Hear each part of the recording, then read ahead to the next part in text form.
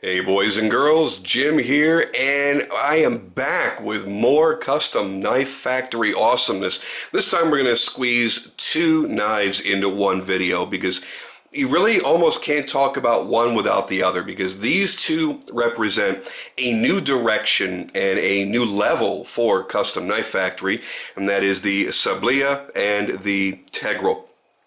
I got to tell you right now, awesome, awesome, awesome. The Sablya right now is my favorite knife that Custom Knife Factory has ever made, period, hands down. And yes, that puts it above the Decepticon and everything else. I love their knives. I think that if you're looking at production knives, you're not ready to make the leap into mid-tech and custom knives just yet, you're able to now get your hands on a knife that is damn near custom and certainly is that quality level for the price of a high-end production knife. Each of these are $475 delivered. Holy shit, that's awesome. Are you kidding me? Yes, it's a lot of money for a knife. Yes, it's a lot of money for a production knife. But when you compare what I'm about to show you to custom knives that would have the same or similar features, you're spending easily less than half of what they would charge you. So, very, very basic presentation first. Here is the Tegral. That is their little abbreviated name for the fact that this is a titanium frame lock integral. It is one solid piece of titanium that has been milled out to accept the blade. So this is not two separate pieces. This is not a backspacer. That is one integral unit and made very, very well. The next is this big bad son bitch right here.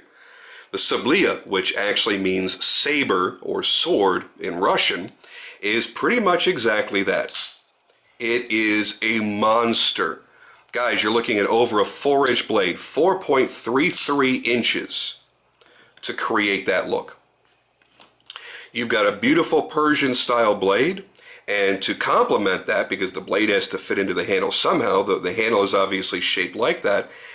And oh my God, how good that feels in the hand. And every time I carry this and I go to put it away and carry something else, I have to fight with myself. Because the feeling of this, I don't own any Persians in my collection. So the feeling of this in my hand is unlike anything else I've got. And it's addicting. The action, the feel of the flipper tab, the smoothness of the overall action is all addicting. The presentation is amazing. The backspacer with the lanyard post that's hidden within it. And a little secret right down here, a blue Moonglow spacer that holds the pocket clip in place. Oh shit, yeah! How cool, man! Yeah. I dig the shit out of this knife. And there's another reason to love it. Bum, bum, bum. They're individually numbered, but it gets better. M390 steel. That's a big deal for a lot of people because you want a good premium steel. And that's exactly what you're getting. Now, over here with the Tegral, you're also getting M390 steel. And I'm not sure where they marked it on this one. Yep, it's right down there. This one's a lot more hidden, but there it is. M390 right there. So with this, you have, again, that integral titanium frame that they have really wonderfully sculpted. They've scalloped this out, so you've got a nice concave. They've done inlays, and instead of putting carbon fiber, which they do on a lot of their knives, they did something different. They put in another piece of titanium that's been anodized in blue to give you a bit of a two-tone look. I think that's pretty damn cool. Again, another sculpted titanium pocket clip. They're giving you premium shit on every knife. It's not a cheap little spring clip. They really put forth the effort. Got your lanyard slot in the back here. The lines are absolutely gorgeous on this. This one was designed by Anton Malyshev, and I'm pretty sure I've destroyed his last name with my terrible English to Russian. But this is Anton's design. I followed him for a while now on Instagram. I love the cool stuff that he does.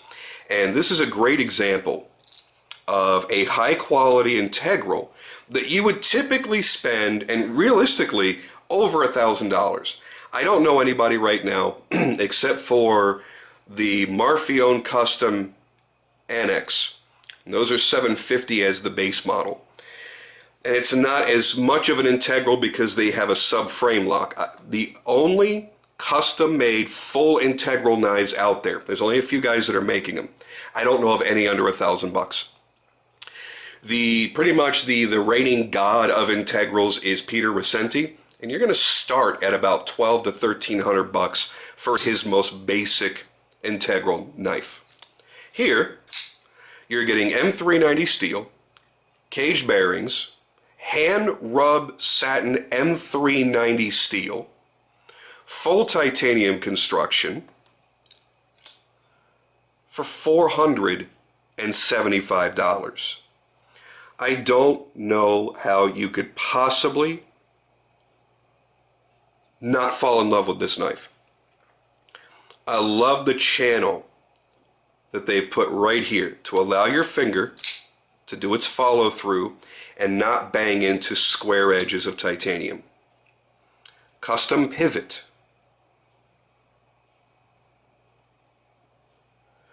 Beautiful lock bar cutout, not just a straight cutout. Beautiful, and it flows with the lines of the knife, the lines of the inlays. The pocket clip matches the theme.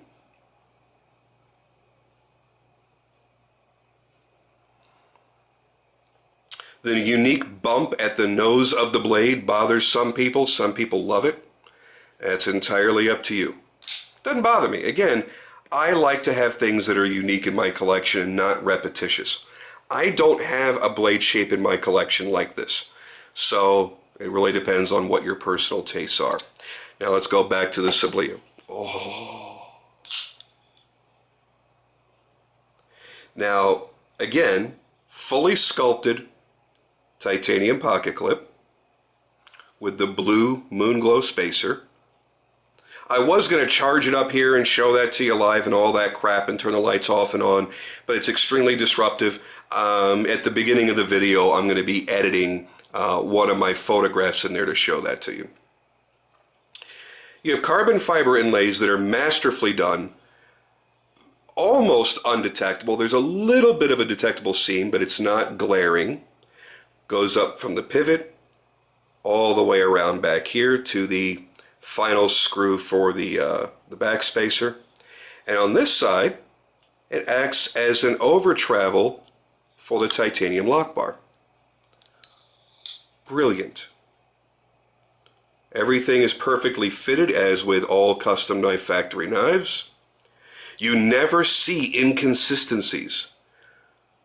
That's the beauty of what they're doing.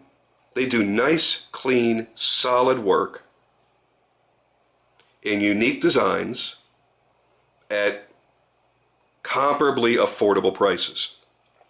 If I had one nitpick about this, the finish that they did, the orange peel finish, isn't 100% consistent throughout the frame, and that may be the way it was designed. This was designed by Alexei Konygin, who did all the Decepticon knives and whatnot. That may have been an intentional thing. I don't think it's a quality issue because we've never seen an issue in their finishing on any knife at any time. So I don't believe it's going to be that. I think that just may be what they felt would look cool. I would have preferred to either be orange peeled consistently with the exact same pattern all the way through, or that it was done in a satin finish or something that would have been more consistent. But while it may show up here under my HD lens and perfect studio lighting, you really don't notice it that much in real life. As a matter of fact, when I first got the knife, I'd already played with it for a little bit, and I had posted a quick Instagram picture, and somebody said, "Hey, I just got mine. Are you happy or unhappy with the consistency of the orange peel?" And I actually had to pick the knife up and go, "Huh, oh, would you look at that orange peel finish?"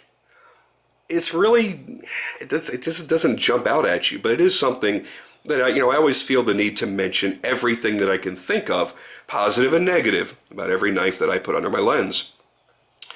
I do love this flipper tab. I love the serrations that have been done here, or the jimping as a matter of speaking, but I love the shape of it because it really does bring you to pull it straight back and light switch it. There is no push buttoning or anything. You just simply give it a smack. It is a perfect detent, not too hard, certainly not too soft, and it just rocks. It's a big friggin' knife with a big, impressive blade. Very nice satin finishing. That is a nice hand rub satin. There is, I'll be honest with you, I don't know how they're going to compete with these. I don't know how they're going to make anything any better than what I have sitting right here in front of me. 9.685 inches overall length, 4.33 inches on the blade length, cutting edge is 4.6 inches. M390, flat ground, hand rub satin. Trying to think of everything I possibly can on these. So that's the Sablya on the Tegral. 8.582 inches. That is very, very, very specific, my friends. And 3.661 inches on the blade length. And the cutting edge is 3.543 inches. So 3.5 inches on the cutting edge there. On, again, M390. Premium materials, premium construction, flawless fit and finish on pretty much everything they've ever made. Extremely smooth and fast action, perfect detent setting, perfect lock setting. Take a look. I never really show you the locks because I take it for granted because they are always perfect. I mean, it's just fucking awesome. So there's that one. And there's that one. There's really... there is nothing to complain about on either knife. You can nitpick little things here and there, but you'll struggle to find the tiniest nitpick. That was the only one I could find on this, was the orange peel finish. I can't find anything to nitpick on this. It's a personal preference whether you like the blade shape or not. Oh, excuse me. So, I mean, shit. God, those concave sections right there allow your fingers to drop in, and it makes the knife feel even slimmer in your hand. Holy shit. I tell you, man, Custom Knife Factory, they're just dominating. They're killing. They're doing insane quality, amazing work at great prices. And, you know, if there are haters out there, it's because they're pissed off that they didn't think of it first. I don't know. That's the only thing I can come up with.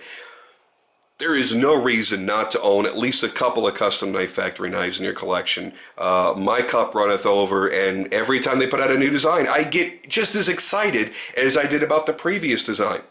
Because they really are doing stuff that isn't being done by everybody else. Even if they have something that sort of kind of looks similar, they've done something in that design to make it different. You know, and for me on this, yeah, sure, there are a lot of Persian-style knives out there and some that are very, very, very well done.